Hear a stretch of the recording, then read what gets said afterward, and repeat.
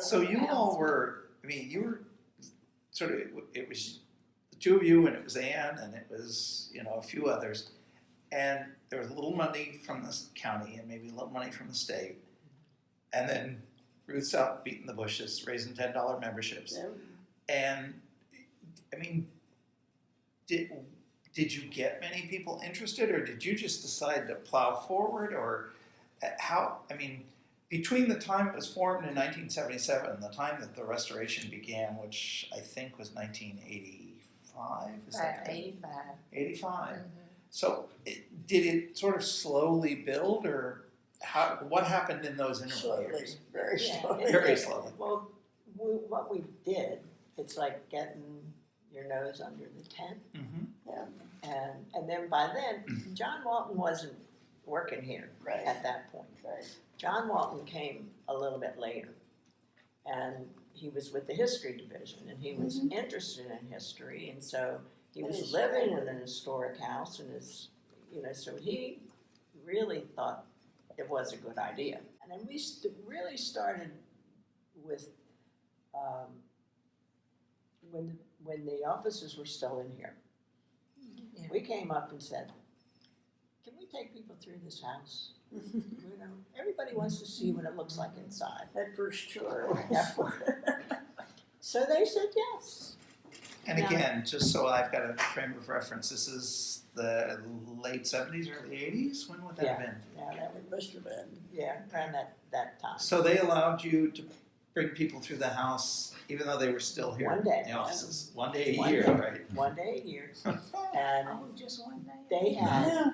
I mean, they had drop ceiling lighting, and they had asbestos Oh, I'm sure. stuff on the floors, Yeah. and indoor, outdoor carpeting, all in the front room, and cubicles. And so we covered up the everything we could, sheets and towels, borrowed antiques from the neighbors who've been around here for a long time. And I think our first one was Valentine's Day, and it was a wedding. Yes. With A wedding? a wedding, Yes. when we borrowed wedding gowns from people, and mannequins, and we didn't do the whole house, but we, did. Of course, you walk out this back door, and there's a breezeway that goes from the house over Right. to that building, Right. and it had all kind of, rocks on it and stuff to make it look good. And then when these three crazy ladies decided, well, we got in the house, now we have to see what can be done inside of it to make it look like it's supposed to be. Mm-hmm. So we tore down 5 places that had brick over them that were not original. We took the front porch steps and the back porch steps off that were not original. How did you know? How did you know what was original and what wasn't? Well, I think John helped Yeah. us with that. Okay. Yeah. So he had some of the history of the house. Yes. Yeah. There were a million decisions to make. How did you decide where to start? Where Ann told us to. Yeah, Or Ann that's told more or less it. Yeah. But I mean, where the pantry is, Yeah. with 2 restrooms. Mm-hmm. We painted the walls to make them look good because they looked terrible, and I made curtains to hang up, and we did all that kind of stuff to make the house look nice for people to come into. Now, when you started tearing down walls and things, were you? We didn't tear walls. I was going to say, were you doing it, or how did you even? We were literally doing it ourselves. You were doing it yourselves. Yeah. Yeah. You were exposing walls and things like that. And then at some point, did you start bringing in contractors to do some of the more, either the heavy lifting or, for that matter, the sort of fancy restoration work? Or when did? Bill Seal came on Yes, I was in going to say Bill Seal. 1985. And who knew him? I guess John Walton Yeah, I think John was very involved with Yeah. the commission at that point, and Right. did. Yeah, getting And so he money knew and William Seal. connections. Yes. right. And and describe that involvement. Tell me a story about William Seal, because I know there are a million stories about him. he was a freelance academic. He didn't have a university job. So he supported himself and his family by taking on restoration job as historical consultant. And John Walton hired him to be the consultant here. And so, and that is at the point where I became interested. So how did you hear about it, Peggy? Just through word of mouth Just from neighbors neighbors and and- things like that, Okay. yeah. All right. And I started coming to the meetings and heard about the letters that Kathleen, Ann Ferguson's daughter, had secured from Belgium, Rosalie's letters and others. And they were all in French, and nobody could read them. Yeah. So she gave them to Susan Pearl. Working backwards, you heard about them from Ann Ferguson. Yeah. She had found out about them through her daughter? Yes. But I And think how it did was her daughter find out about it? From a magazine. a magazine, just pure luck. Yeah. That's why we say this is God's house. Right. Absolutely. So Because- what magazine do you remember? Have you heard of Dr. Boos? Yes. Okay. He wrote an article in a Belgian magazine. Okay. Friends This is Alphonse Academic, Boos. an Yes. academic Right. Okay. magazines. Mhm. And he was archiving things in the castle in Belgium. Mhm. And the young man from the Belgian embassy was a friend of Kathleen's Kathleen is Ann's daughter. and his daughter. And so he said, I saw something in the magazine about, and he knew about Riversdale, because Kathleen, was involved with it. And he said, there's something in the magazine about an American cousin from, these people that Dr. Boots is doing the archiving for.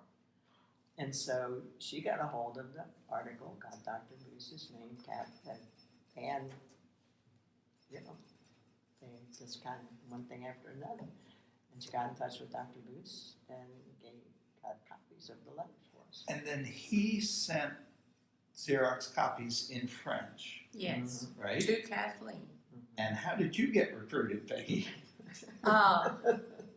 Well, when I heard about the letters, and they were in the beginning stages of renovating this big house, I thought there might be information in the letters that would help them. And sure enough, there was. Certainly. So, my first thing was to translate the first part of the letters where they're building the house. And, it took several years, quite a few years, about 6 years, to build and get the house completed. And I went around to friends who could read French, and I started getting out my dictionary. I was supposed to have a reading knowledge of French, but that dates back a long time ago. So I really had to update my knowledge. And I even sent letters down to a friend of George's who was in jail in South Carolina. And because he was a language genius and could do any language there was, including Chinese and Russian. And so I got him to do, he would only do letters from the male members of the family. He would not do any female letters. He was a bit crazy. Isn't that ironic? He was crazy. Yes. Anyhow, he did some translating for me. And so I think my first completed project was handing over to the architect. I completed the first few years of the beginning, the building of Riversdale. So how long did it take you to get those first few years of letters translated? Not very long, because I handed them in 1985, and I think I started in That's great. 1985. Were you or any of these people translating being paid for any of this, or this was just a volunteer effort? A little bit later, I took on some French students from the university and paid them. And then there was a nice young man in the neighborhood, Conrad Berger, who I paid. So, you've taken an interest, you've found these letters that came through Ann Ferguson, they're in French, you've got a team of people, it appears, translating them. And then when did you become sort of the, for lack of a better word, the expert or the editor of these letters? As I got into the letters, more than just getting physical evidence for the house, I realized that this was a good historical record of the time and would make a valuable book. I had published my doctoral dissertation, which was also in Maryland history, with Johns Hopkins University. And so there was an agreement you signed when you published a book with Johns Hopkins that you should allow them to see whatever else you provided for publication. Okay. So then you interested them in these letters? Yeah, then when I finished and had what I thought was a book, I took it to them. And what was their reaction? They were interested Okay. once they read it. They So, weren't interested to start with, but once they read it, they were very interested. do you remember, was there anything like, oh, we're interested because this is the Calverts, or we're interested because of the time period, or can you remember, because I would imagine people come to publishers all the time with ideas, Yeah, and they probably reject most of them. yeah. Do you remember why they focused or why they were It was the interested in time period It and was the the fact that a woman was talking directly to them, and she was not what you would expect from the people. No, she was not. She was not your timid little housewife. No. Let's come back over to the society then.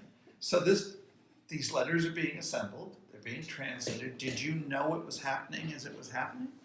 Yeah, Oh, yeah. we knew Peggy had written the book, and we knew the mansion was going to be closed, and we started a gift shop. Well, I think one of the neat things about this, though, is the need for personal contact. We talk about the Fergusons being involved with Dr. Bush. Well, Anne had sent the oldest daughter to England to school for 1 year. And while she was in England, she made contact with Dr. Bush in Belgium and met him personally. And he took her around to the places where the old Maycrater, I don't know, part of the family had lived there, and the castle, what was it, Hydale, yeah. And so she'd been to those places, and she developed this personal relationship with Dr. Bush, and that's why Dr. Bush was willing to come back here and visit with us, and why he was so excited about it. That's what I think about the personal relationships you two have made with all the people that have brought in artifacts for the church. That personal touch is so important.